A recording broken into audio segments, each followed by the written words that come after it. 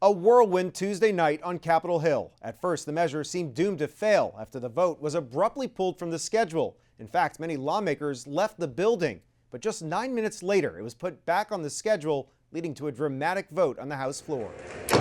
In the end, just one Republican voted against the measure, Thomas Massie from Kentucky. That's despite a handful of holdouts earlier in the day. In this game, you're either at the table or on the menu, and it's time to get at the table. Congressman Tim Burchett went from a no to a yes after speaking with President Donald Trump on the phone Tuesday night. There's no quid pro quo, but the president assured me that he would work towards cuts, and he's never lied to me. We got it done. The budget's passing marks a tremendous victory for Republican House Speaker Mike Johnson, securing a budget blueprint, calling for $4.5 trillion in tax reductions and $2 trillion in spending cuts, all part of the president's agenda. This is the first important step in opening up the reconciliation process. We have a lot of hard work ahead of us, but we are going to deliver the America First agenda. We're going to deliver all of it, not just parts of it. The bill passed without any support from Democrats, who have been raising the alarm about possible cuts to federal programs like Medicaid.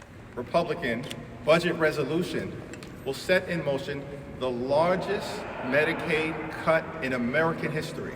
There is no Medicaid in this bill. Republican leaders have been pushing back, saying specific cuts to Medicaid are not included in this budget blueprint.